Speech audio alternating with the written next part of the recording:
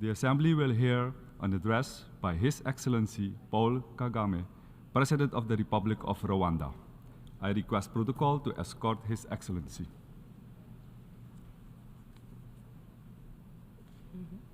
On behalf of the General Assembly, I have the honor to welcome His Excellency Paul Kagame, President of the Republic of Rwanda, and to invite him to address the Assembly. Excellency Denis Francis, President of the General Assembly, Excellency Secretary General Antonio Guterres, Excellencies, Heads of State and Government, distinguished ladies and gentlemen.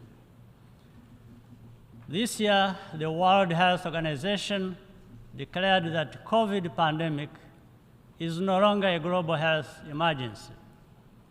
Recovery is well underway, but unfortunately, the starting line was not the same for all of us across different regions.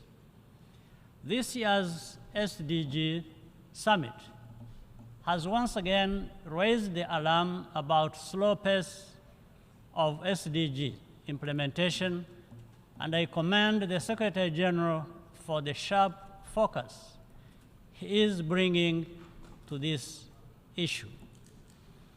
Developing countries are constrained by a debt crisis, including higher costs of borrowing. This is causing economic disparities to widen and slowing down our collective progress towards the sustainable development goals. The primary cause of this crisis is high interest rates in developed economies in order to correct for years of quantitative easing. At the same time, developing countries face exaggerated risk premiums for both currency and political risk, which are simply unjustified. We need serious cooperation to address this. In developing countries, we also have a responsibility to be accountable for the quality of our financial governance and the management of our natural resources. Increasing access to finance also requires reform of our global financial institutions. In this regard, we welcome the proposals of the Bridgetown Initiative, as well as the Paris Summit for a new global financing pact. Rwanda also supports the second replenishment of the Green Climate Fund to create the fiscal space for vulnerable nations to tackle climate change. Africa and small island developing states, many of which are represented in the Commonwealth, want to work with partners and be part of the solution. That is an important outcome of the recent African Climate Summit held in Nairobi under the leadership of President William Ruto. However, we must not only cool down on climate, we must also cool down on conflict. Today, there is no sign of ongoing conflicts ending anytime soon. We do not even see hope from those with the most influence that an end is in sight. Innocent lives are left alone to carry the burden of this instability. That is a profound injustice. The migration crisis is a case in point.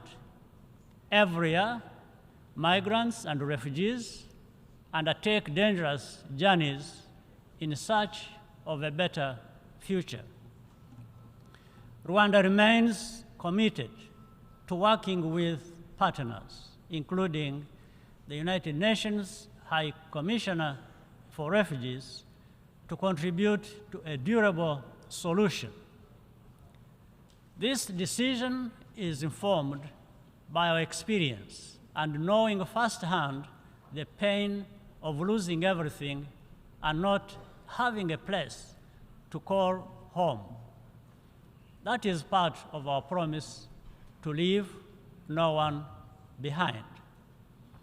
We continue to need a more effective forum to manage global crises. That's why the United Nations was created in the first place. However, that does not absolutely absolve any country or region of the responsibility to address the governance shortfalls which are the root cause of instability. In this regard, I welcome the Secretary General's report on a new agenda for peace. Bilateral interventions, to which Rwanda contributes actively in various places, can provide a rapid response to a crisis situation. But to have a lasting effect, the need to pave the way for multilateral engagement and international political progress. No matter the amount of troops deployed, their mindset should be to get results which serve the interests of the people on the ground. Paying lip service to peace and getting lost in process and formalities only serves to confirm the selective attention of some in the international community. We still have a long way to go. Africa urgently needs to be fully represented in bodies where decisions concerning our future are made. Just as urgently, Africa must be fully prepared to speak with one voice. Ultimately, a more effective development cooperation framework must give equal weight to everyone's needs and priorities. That is what builds fair and equal partnerships and a more just and peaceful world. That's what we all claim to want, even as we too frequently fall short.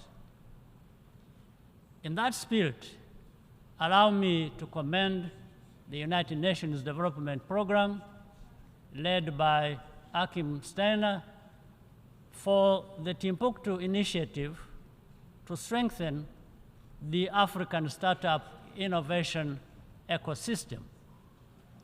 This week, the International Telecommunications Union, led by Doreen Bogdan Martin, together with UNDP, unveiled a major new initiative on inclusive digital public infrastructure. Rwanda is very happy to be associated with these efforts, which show the United Nations at its best. For Rwanda, the source of our solidarity comes from our commitment to never allowing a repetition of the tragedy that was inflicted on us nearly 30 years ago. We continue to remain grateful to all who have accompanied us on our journey as we plan to commemorate the genocide against the Tutsi for the 30th time in April 2024. To conclude, I look forward to welcoming leaders at the third United Nations Conference on landlocked developing countries, which Rwanda will host in June 2024. I thank you for your kind attention. On behalf of the Assembly, I wish to thank the President of the Republic of Rwanda for the statement made, and I request protocol to escort His Excellency.